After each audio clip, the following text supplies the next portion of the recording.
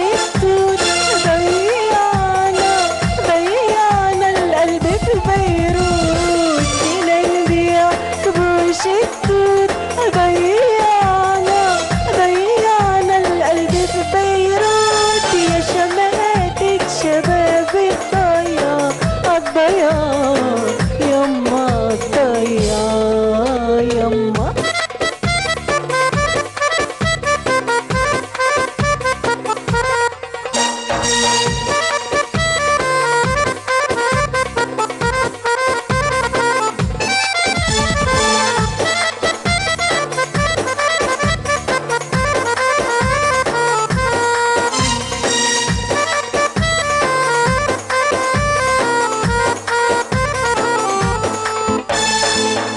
بدنا نحكي قصتنا يا مصيبتنا ويا جريستنا، ما بدنا نحكي قصتنا يا مصيبتنا ويا جريستنا، جينا نبيع كبوش التوت، ضيعنا القلب في بيروت، جينا نبيع كبوش التوت، ضيعنا القلب في بيروت، جينا نبيع كبوش التوت، ضيعنا القلب في بيروت، جينا نبيع كبوش التوت، ضيعنا القلب في بيروت، يا شمعات شباب الضياع الضياع يما الضياع يما.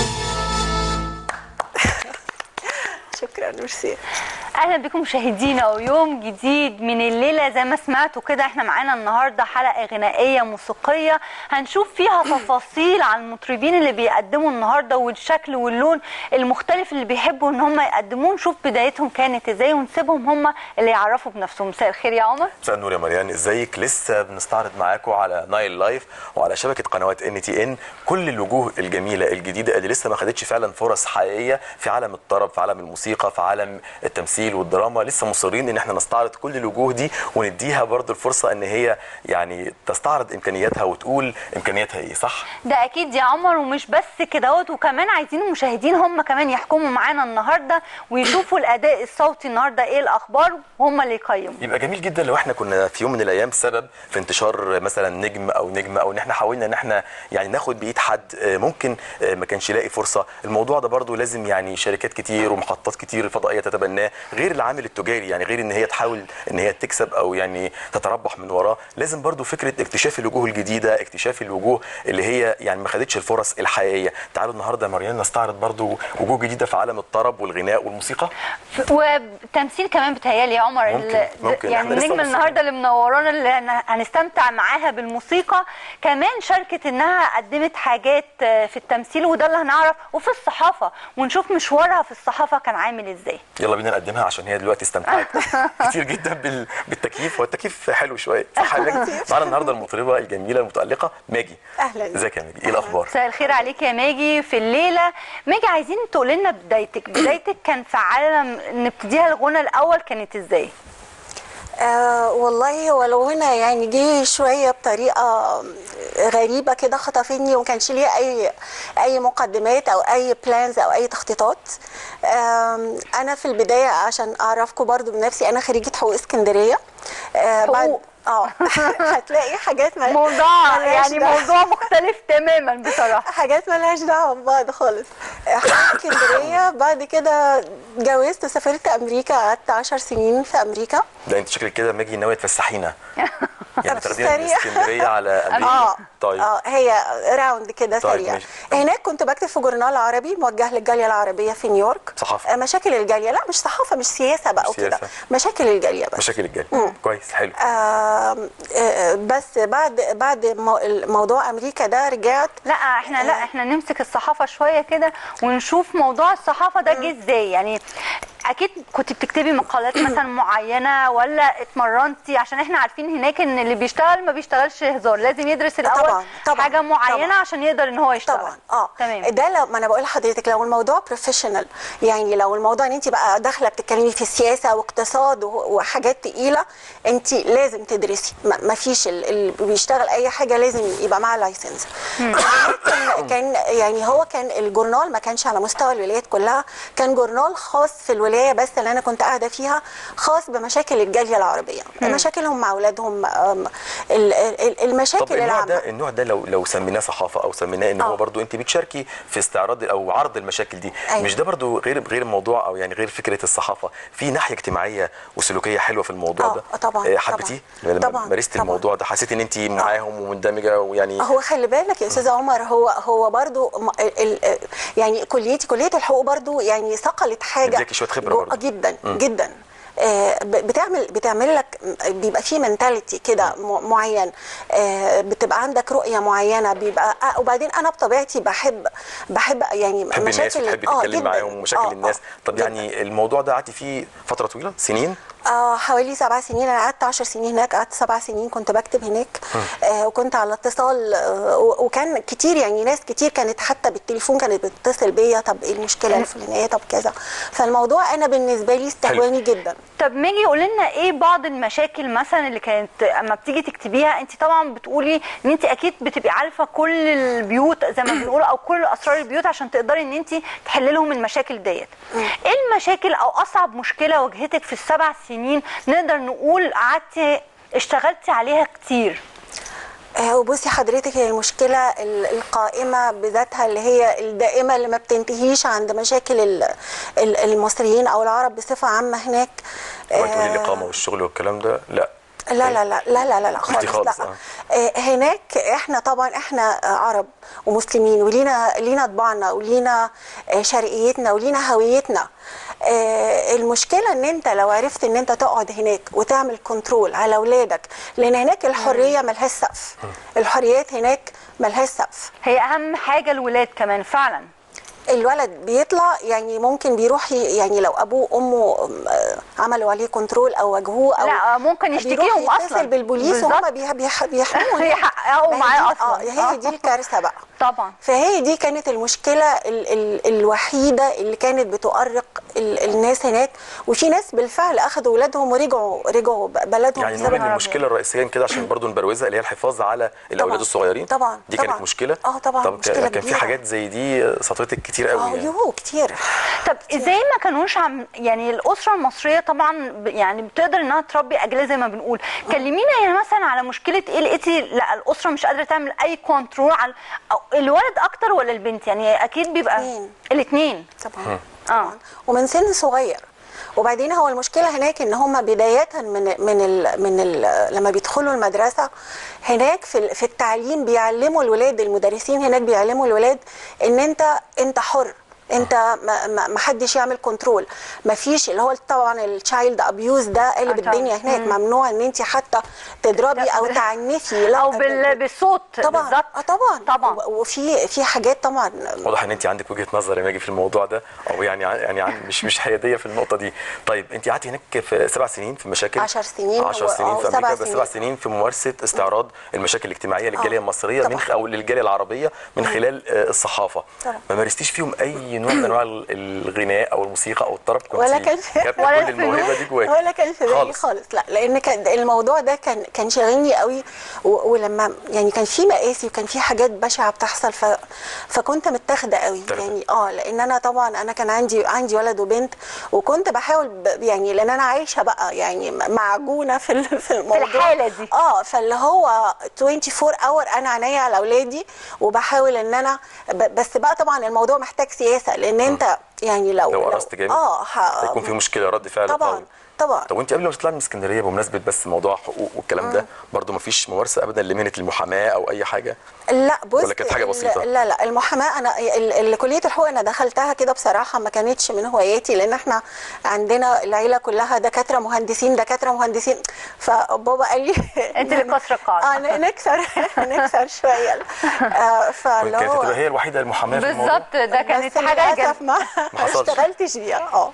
طب ما اشتغلتيش ليه يا ماجي؟ حسيتي ان دايما بيحصل صدام، ودايما دي مشكله برضو المجتمع المصري، دايما الدراسه حاجه والحياه العمليه حاجه تانية خالص. جداً. يعني جداً. فيمكن هو ده اللي صدمك، يعني في ان انت لقيتي الدراسه ممكن تكوني تقبلتيها، نجحتي، جبتي تقديرات كويسه. لا، هقول لحضرتك، يعني انا بالنسبه لي دايما كان عندي في مخيلتي او في تفكيري ان المحامي ده، كنت بتفرج على الافلام القديمه، فالمحامي ده كان ليه هيبه وليه شنه ورنه كان موضوع كبير قوي. كان يعني او الدكتوره فاطمه يعني اللي هبلت الناس كلها، يعني الاستاذه فاطمه اللي هبلت الناس كلها بالمحاماه. طبعا. فكان لكن الحياه اتغيرت والدنيا اتغيرت، وبالنسبه يعني مهنه المحاماه كمان بالنسبه للست، لا ده بقى موضوع تاني خالص. مهنه المحاماه دلوقتي بقت موضوع تاني خالص، اصبحت شيء تاني.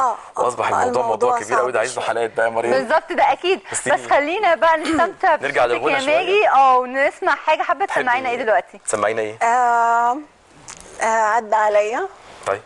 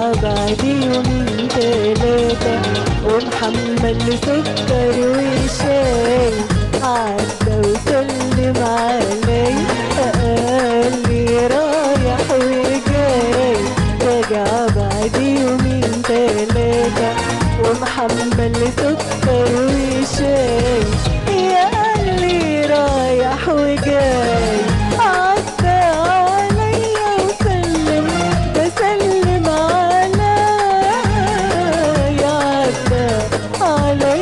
وسلم، سلم عليا سلم.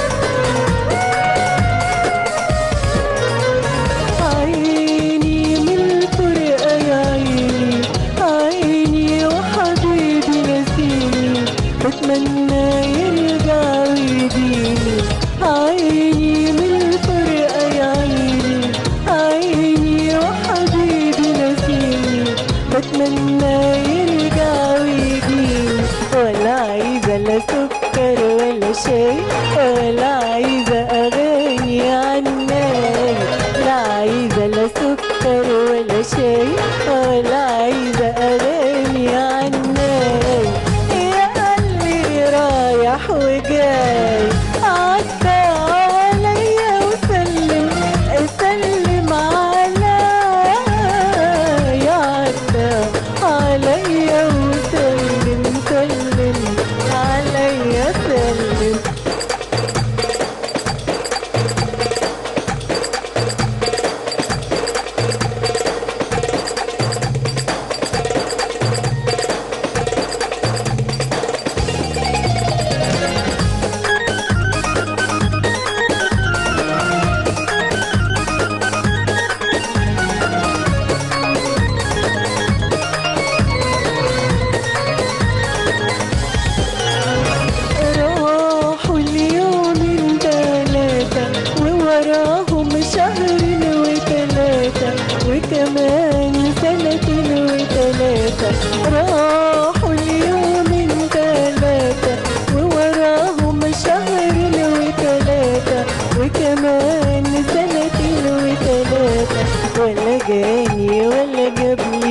شيء ولا غنى أغاني عناي، لا جاني ولا جابلي شيء ولا غنى أغاني عناي.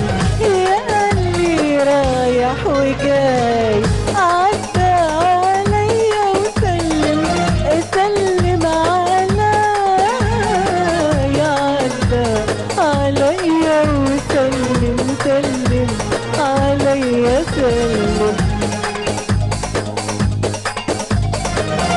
سلم عليا، عدى عليا وسلم سلم عليا سلم عدى وسلم عليا. قال لي رايح وجاي راجع بعد يومين تلاتة ومحمل سكر وشاي.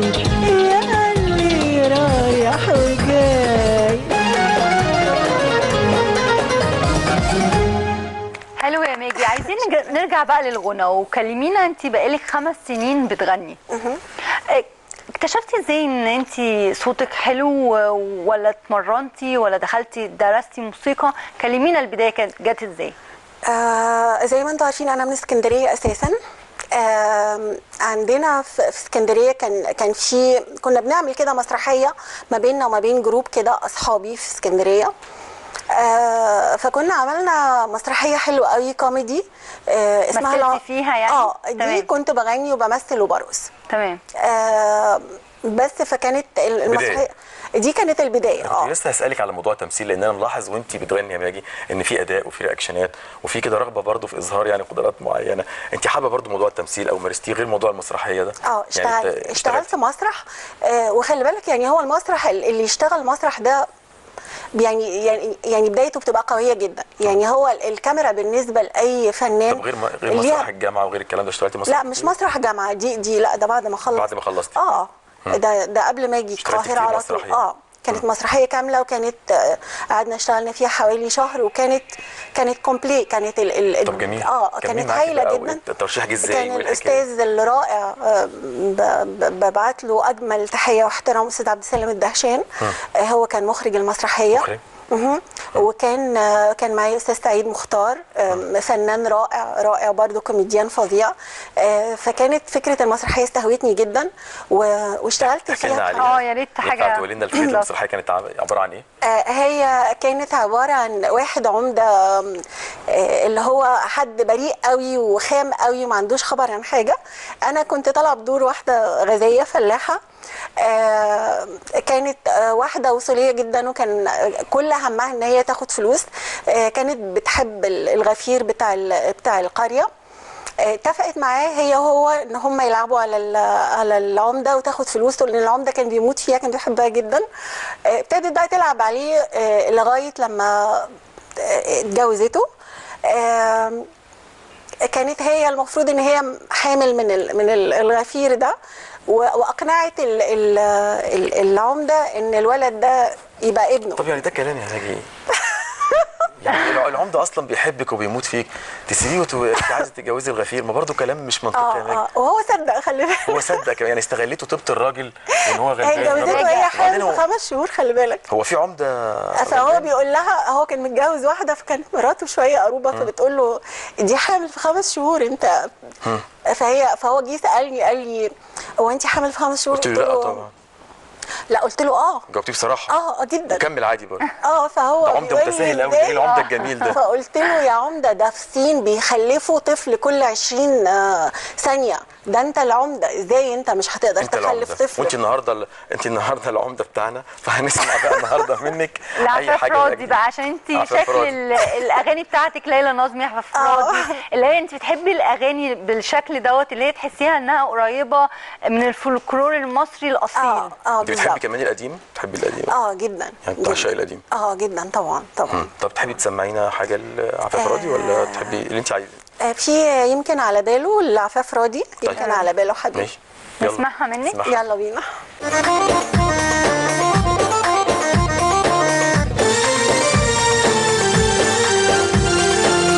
يمكن على باله حبيبي، يمكن عن باله قريب،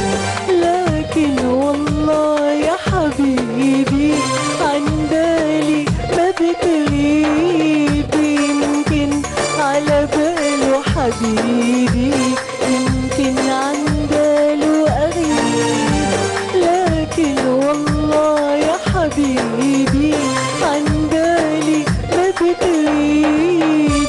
يمكن تنساني لكن وانا مالي دايما على بالي، وعن بالي ما بتغيب.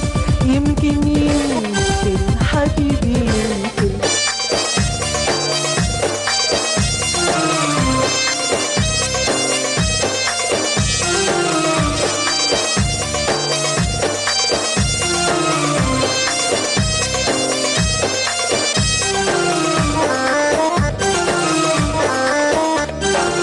تخاصم تصالح برضو انت حبيبي، فاكرنا نسينا امرك يا حبيبي.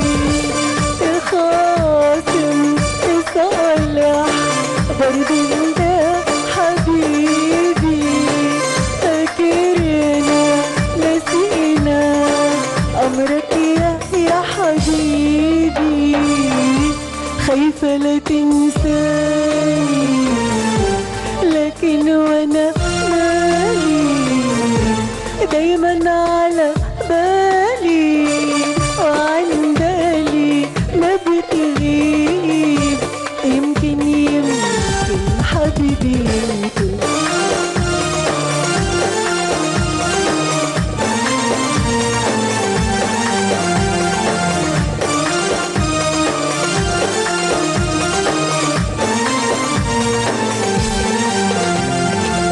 يمكن على باله حبيبي يمكن عن باله أغيب، لكن والله يا حبيبي عن بالي ما بتغيب. يمكن على باله حبيبي يمكن عن باله أغيب، لكن والله يا حبيبي عن بالي ما بتغيب.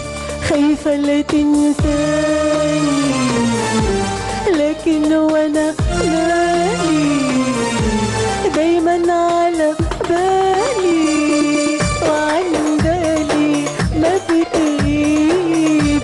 يمكن حبيبي يمكن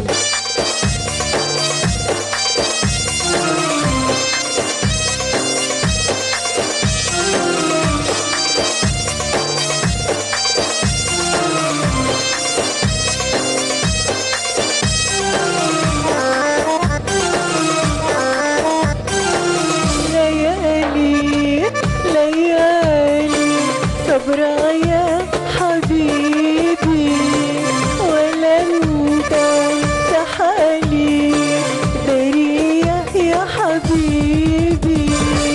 ليالي ليالي صبرا يا حبيبي ولا انت تحالي درية يا حبيبي. ولا حتنساني لكن وانا مالي دايما على بالي، وعن بالي ما بتغيب. يمكن حبيبي يمكن. شكرا. بيستهواكي الاغاني دي؟ بحس يا ماجي ان فعلا الاغاني دي لايقه كمان على صوتك. انت بتحبي طبعاً. اللون ده من الاغاني؟ طبعا. هو مهم قوي ان كل واحد، يعني كل مطرب او مطربه لازم يبقى عارف اولا مساحته فين، مساحه صوته فين، ويبتدي يوظف نفسه ده.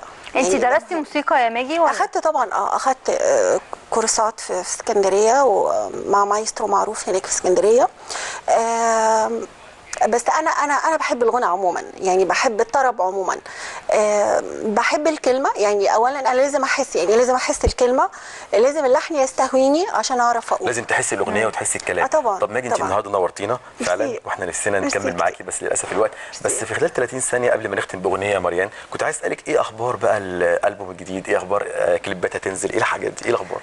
والله في مشروع إن شاء الله؟ ربنا يسهل. ان شاء الله في شركه انتاج ان شاء الله، يعني طيب بإذن خليها الله. بس مفاجاه قدام كده شويه. إن شاء الله. ان شاء الله يعني هتعملك سنجل ولا ألبوم كامل؟ يعني هو ألبوم بس مش ميني ألبوم يعني. ميني تمام. ألبوم. لازم الاول البدايه تكون سنجل، لازم الاول كده او كليب ينزل او بيبقى حاجه زي لازم كده. بس طيب. بس احنا يعني ان شاء الله هنعمل ميني ألبوم كده هيبقى كويس قوي. ماجي ميرسي جدا، انت النهارده ميرسي نورتينا كتير، بجد. ربنا يخليك. كانت حلقه حلوه جدا Thank you. وفقره حلوه جدا كمان. تحبي تغني ايه نختم بيه؟ مكسوفه. طيب. مكسوفة. يلا بينا. نختم بمكسوفة. بشكرك يا ماجي، وبنقول لمشاهدينا لسه حلقتنا ما خلصتش، هنطلع فاصل بعد الأغنية.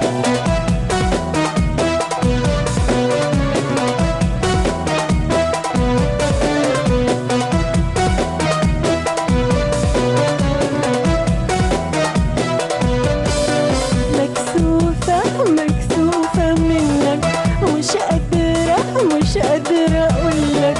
مكسوفة منك، مش قادرة أقولك إني بحبك. إلا أنا قد حبك على قد قلبك. إلا أنا قد حبك على قد قلبك، لكن بحبك وأعمل إيه؟ مكسوفة.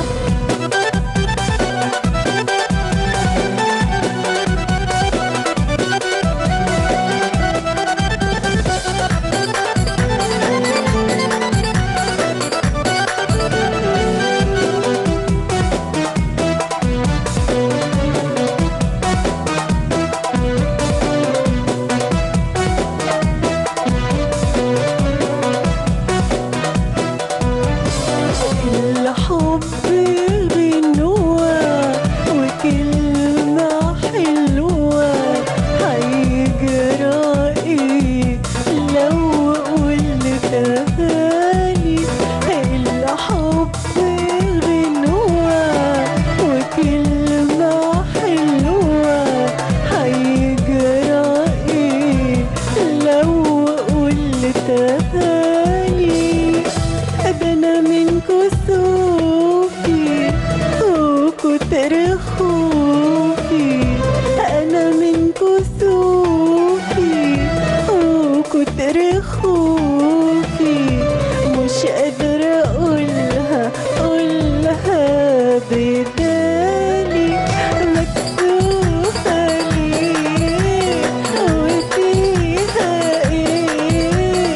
مكسوفة ليه وفيها إيه؟ ما أنا بحبك وأعمل إيه؟ مكسوفة.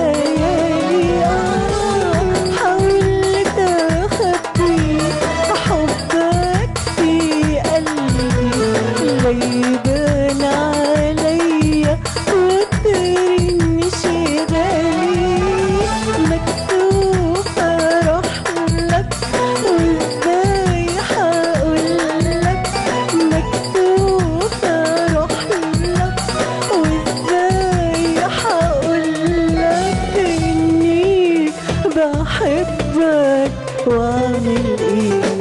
مكسوفة مكسوفة مكسوفة منك، مش قادرة اقولك مكسوفة